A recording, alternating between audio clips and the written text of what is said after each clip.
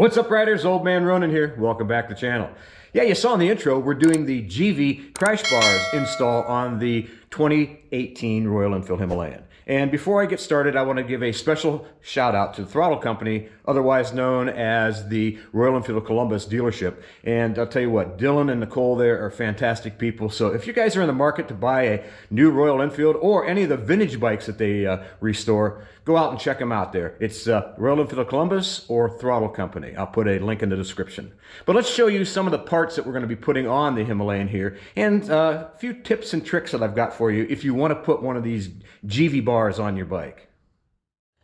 This is the part setup and also some of the tools that we're going to use for this install. You obviously get your crash bars and your main tube that goes through the center of the bike, your bolts and nuts, sliders, which I don't know if I'm going to use or not. There's a rear master cylinder relocation bracket that's important to use because it won't fit, in other words. Also, you've got a series of wrenches and tools as well too. Here I've got some extensions of different lengths. I've got a 17 millimeter and a 12 millimeter socket with ratchet, and then again the same thing is true with the 12 millimeter wrench. I got two different types, and also I've got a torque wrench that gives me both newtons and pounds. Here's the instructions. One of the discrepancies I found right away, I don't know if you can see it here, it says 13 millimeter and 17. That's not right. It's 12 millimeter and 17 millimeter. That was one of the first things that I noticed when I checked the bolts to bring the tools out is, yeah, the instructions say one thing, but the reality is another. Also, we have some 4 millimeter Allen wrenches as well too. Plus, we're going to be using Loctite on this particular build because it's very important. You'll notice in the back there's some WD-40. I've been riding this bike for 8 months now, and through all kinds of different weather. So I brought the WD-40 so I could actually pre-thread the screws, the bolts that they give you, so I can make sure that they're nice and loose. I may have to tap them as well too if there's a lot of junk in it, but I don't think there's going to be a lot in it. It's not that old a bike. There's not that many miles on it, only a couple thousand. So I think just using some WD-40 and taking my time and making sure nothing is cross-threaded and using that lube to clean out the places for the bolts go in is really important because there's no little cover on it. I think maybe in the future what the Royal Enfield should do is maybe for all these open bolt holes is put a little rubber stop in like Harley does. That'd be something that I would, or if you get it right away, put a little rubber stop in yourself as well too. That you can do either way. But those things are really not that expensive, so I would recommend that Royal Enfield does that. That way it'll save some issues for future buyers. One of the first things I like to do is to see actually how it's going to set up and what I need to either remove, replace, or loosen on the bike before we actually get started on the install. So what this looks like to me is it's going to put on this nut up here, the stud up here, bolt down here, and then go through this pipe. This looks like a really good install, but you can see that I'm going to have to move this master cylinder to get it to work properly and to put the little bracket on. I'm also going to have to possibly, because there's not a lot of room there, loosen up the exhaust on this particular side. So that's what we're going to do right now. We're going to make sure everything fits in there good. We're going to check the bolts to make, or the bolt holes to make sure that they're nice and clean, and then we're going to go to the other side and do the exact same thing. I do have to remove this little rubber plug here. Probably have to get a screwdriver or something to get that out, and again I'll have to take this nut off as well too, and that's really what holds the bottom bracket on the oil cooler on the other side, which I'm pretty sure I'm going to have to loosen as well too. So we'll be doing some of this stuff, and we're going to do that right now.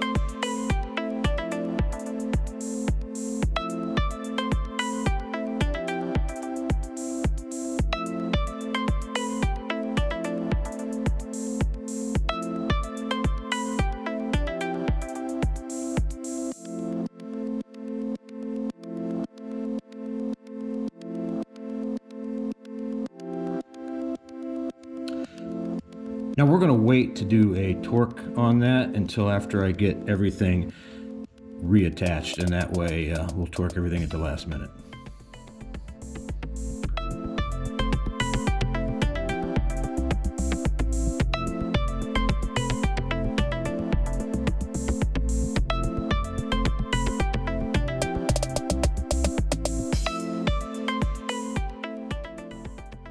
I also want to make sure this bar goes in there without any issues as well too. That way when I actually put the unit in there, it slides in without any matter or slag or whatever from the manufacturing processes in there.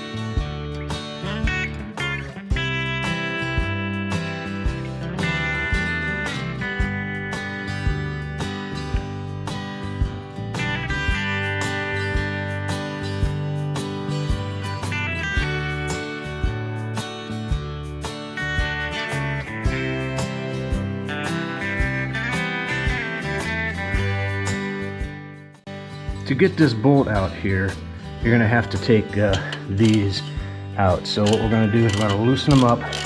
You don't need to take them all the way out of the oil cooler. Just make sure you get it loose enough that you can move the oil cooler around. So just going to loosen it up. Hope you can see around my hand. And then when you're done, you can tighten it back up. This is probably where it's going to be the most pain in the butt, because what you have to do is you have to get a 13mm wrench on that nut right there. First, what we're going to do is we're going to take the nut off of the other side, and that way I can push that bolt through to put the bracket on this side. So we'll go over there and do that.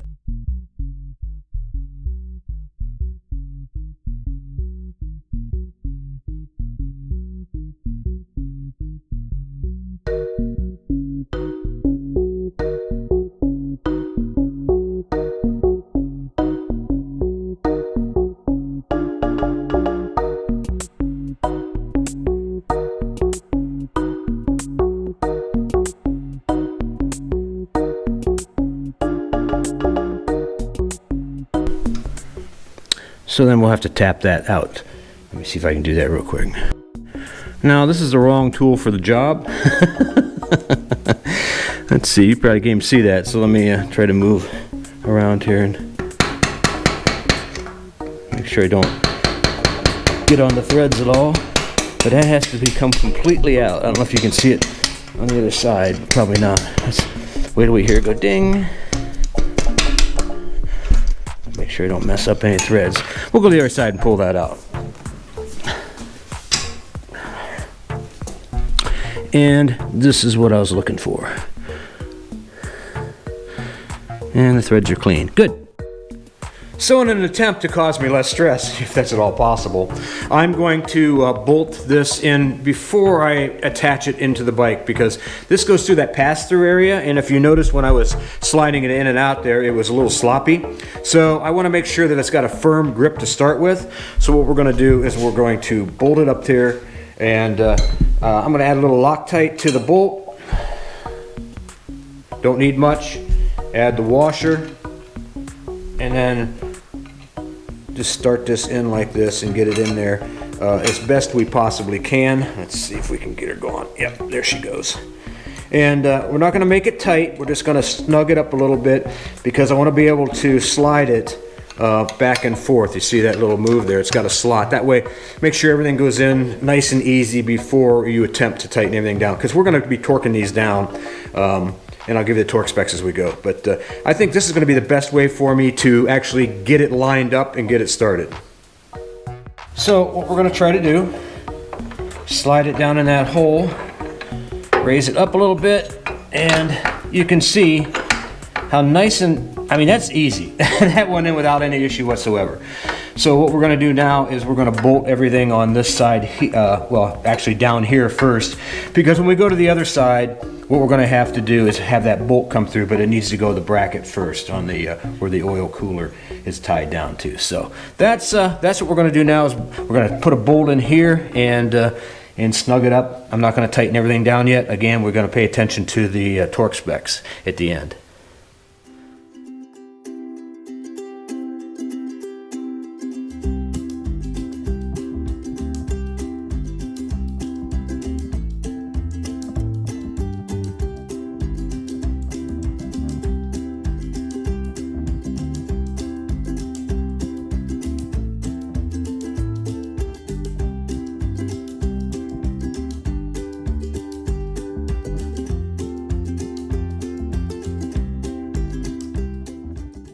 Okay, for this step, we're going to have to slide this down in here and bolt those. And it looks pretty easy as it is, and I think it's going to be, but we have to remember also to put this this bolt here back in. So we're going to do that right now, but we wanted to make sure that everything was going to go in there nice, and let's get some Loctite.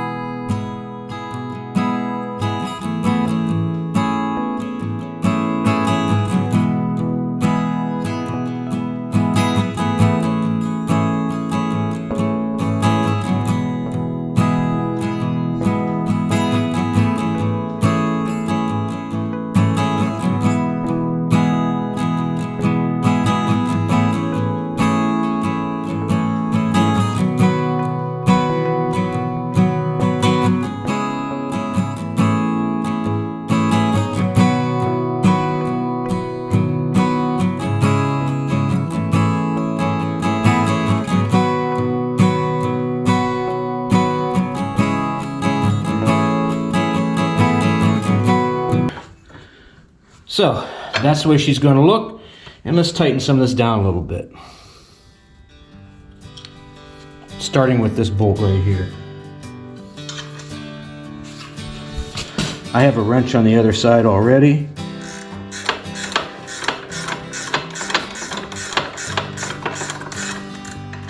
Oops, I forgot something.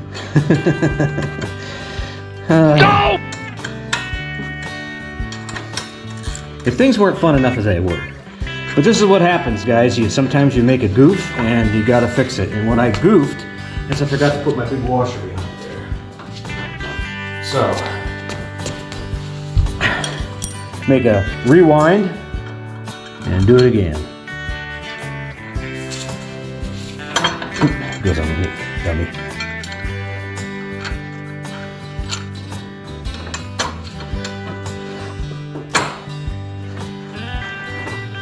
All right, now we'll tighten it down.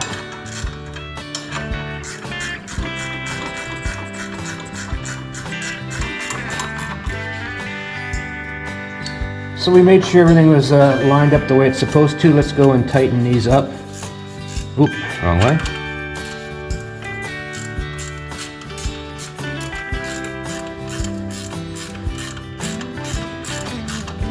And then we'll come back after they're nice and snug and do the torque specs. Now these bolts particular here are 23 newtons, and we will give you the poundage equivalent here in a minute. So just snug that up there like that, and come back up to this one, do the same, put it nice and snug, and then we'll do this bolt right here and finish tightening up the oil cooler as well too.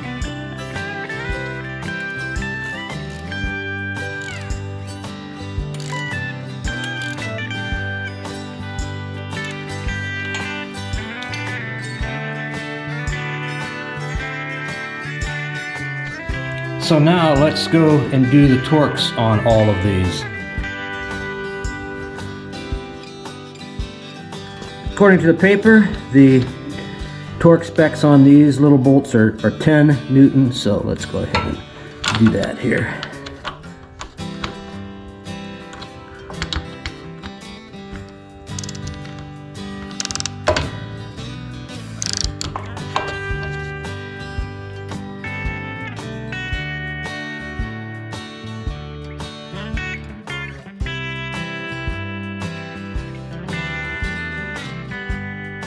There's 10. That's nice and tight with the Loctite. These are 23. Let's do that. So let's run this up to 23, and that'd be approximately right there. So let's take it up to 22.3 it says. And that's right there. And we'll go plus 1.5, and that'll give us the 23, and we'll lock it down.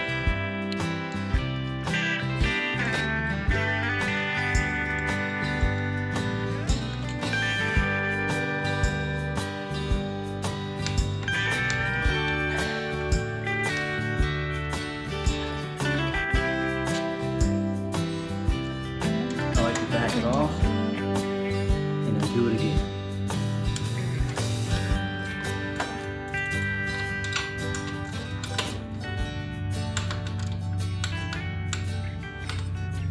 There you go, that one. And we went all the way around and tightened everything at 23 newtons.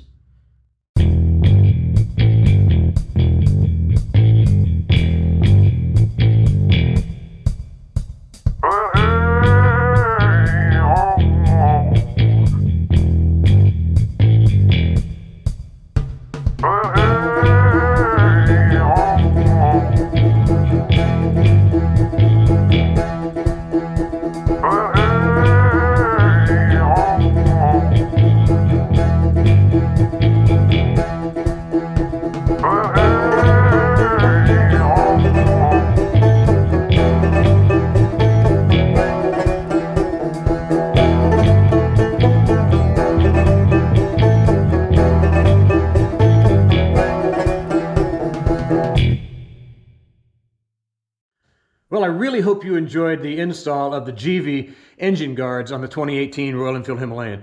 It was a lot of fun to do. There was a couple of hiccups in it. Basically, what the hiccups were is the instructions said you only needed 3 tools, which was a 4mm Allen head, and then also a 13 and a 17 millimeter wrench and or socket. You needed a lot more than that. You needed a 10 millimeter, you needed a 12 millimeter, you needed the 13, 14 and 15, and of course 17 millimeter sockets and wrenches as well too, because you had to do some extra things like remove the oil cooler, not remove it, but loosen it up. You had to loosen up the exhaust. You had to, and some of the bolts weren't exactly labeled correctly. Like the ones they gave you, they said were 13. In reality, they were 12 millimeters. So there was a little discrepancies, and I guess that's just the way it happens. At least I had the tools to accomplish it.